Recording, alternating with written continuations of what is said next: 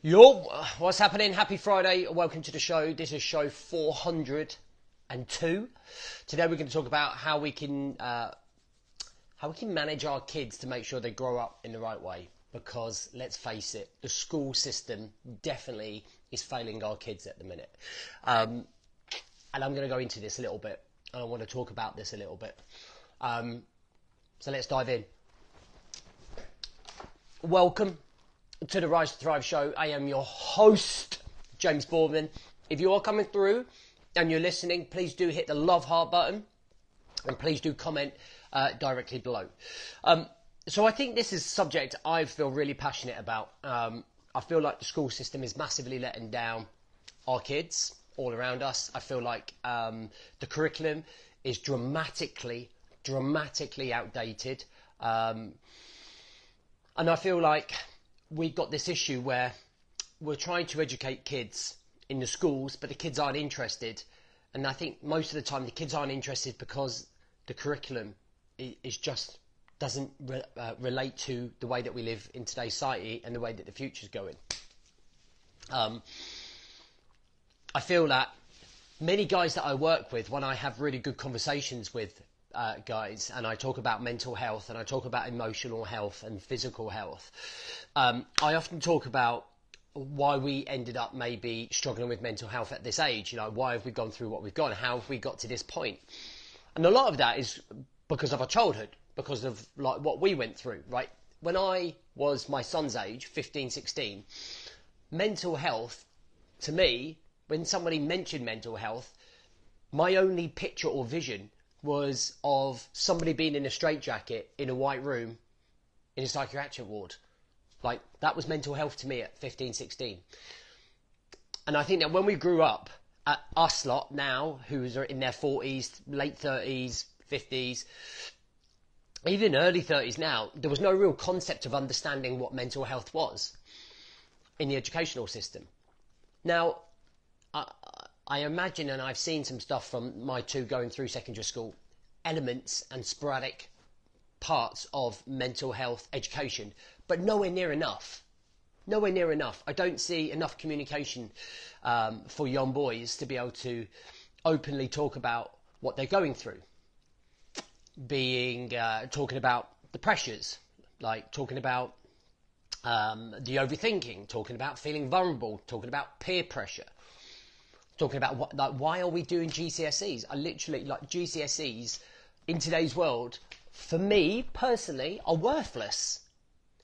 Do you know what I mean? There are kids who are 16-year-olds who are going on to be professional gamers. Do they need GCSEs? No. Do they know that? Yes. Are they going to pay attention to school? No. Do you know what I mean? And we're not doing enough in school to be able to educate the kids, to be able to build them up so that we don't have this mental health crisis when men hit 30, 40, 50. If we could build coping mechanisms in from a young age, if we could build a system morning upwards, right, we could tackle the problem. We could, okay, if we spent and focused more time on teaching a 15-year-old boy how to cope mentally, rather than trying to teach them algebra, which they're never going to use, if we could teach them coping mechanisms, if we could teach them awareness, if we could teach them a communication, okay, we could educate them. If we had a particular period of school where we were allowed to, in a controlled environment, allow those boys to get that vent out. So if we introduced jiu-jitsu into school, man, you could spend 2 hours, instead of doing PE, cricket, baseball or softball, you could teach a kid how to look after himself, how to build discipline, how to respect another person. Okay. And I really feel like there is going to be a crisis, because I was waiting for my boy coming out of school and there was like every other kid had a vape in his hand. Every other kid had a vape in his hand as well. So in terms of when I say severe education, it's understanding the severity of what those kids are doing. Like, do you know what I mean? And I really believe that if we are going to nurture and help our young men and women grow, we have got to start in that secondary school, if not junior school, start educating these kids. Start bringing some structure, some routine, and some system. Now, something that I would always think about considering as well is that, like, why don't we, once we finish college, introduce a year's service? Do you know what I mean? So like a year's in the military service. You don't have to go to the front line, but what you do is go through a basic training that teaches and implements standards, discipline, vision, like camaraderie, education, communication, understanding, knowing how to commute.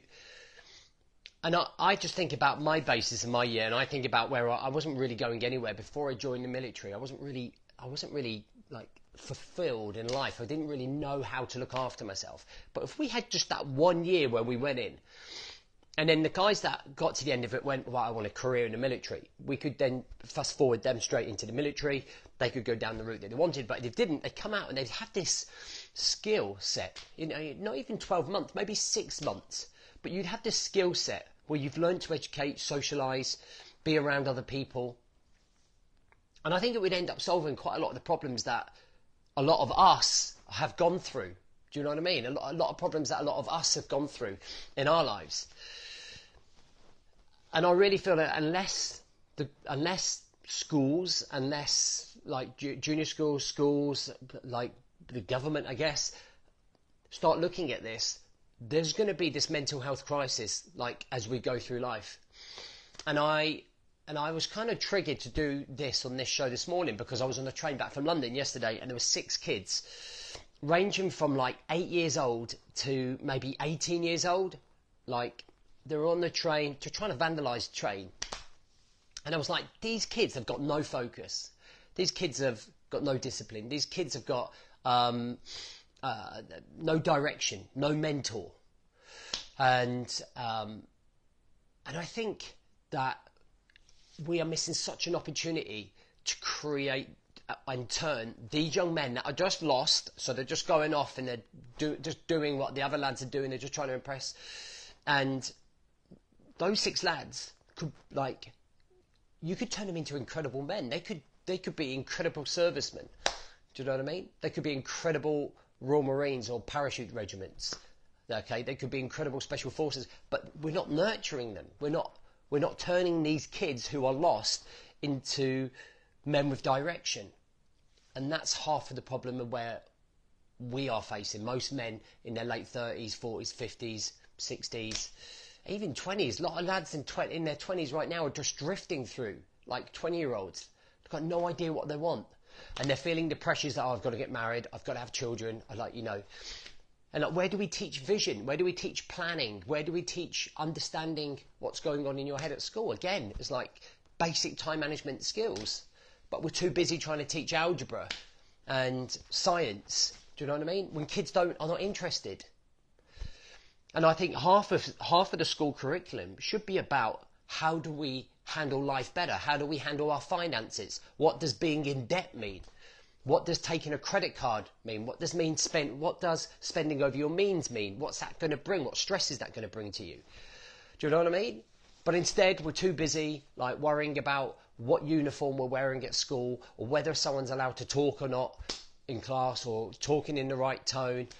Man, it is, for me, a huge like pile of crisis that is like not moving our young kids, men and women, forwards. And I just thought it would be a really great different topic to talk about in the Rise to Thrive show, in terms of it's us as leaders, as fathers, to lead the way. Okay, and that's one of the things that I kind of look at. So when I'm working with guys, the lead you to lead them mantra that we have is so relevant here. It's so needed, because we need to make sure that we're leading. We need to make sure we're aware of everything that's going on here. We need to nurture, encourage and direct our young kids to get to the place that they want to go. Okay, and make sure that they are following a path where they feel like there's discipline, Where they feel like there's vision, where they feel like they understand themselves. One of the things I've started doing with my boy a lot more is asking him how he feels mentally. Like, are you, and we got into a really good conversation not so long ago talking about all of the overthinking. And I was like, what do you overthink? And he goes, oh, just so many different things. So I gave him a pad and a pen, and he just like literally wrote down. And I said, that's a brain dump. I said, whenever you feel like your head's about to cave in with overthinking, write everything down. And he did. He went, oh, I feel like I've just been down the gym, but with my head. And I was like, there you go. And that's something that could easily be taught at school. It's like, how do you deal with that stress? How do you deal with that overwhelm? A 15-year-old doesn't know how to deal with overwhelm or overthinking. He doesn't know what it is.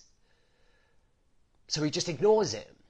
And then that's only happens over 5, 10, 15, 20 years. And that's all you're used to knowing doing at 40 years old.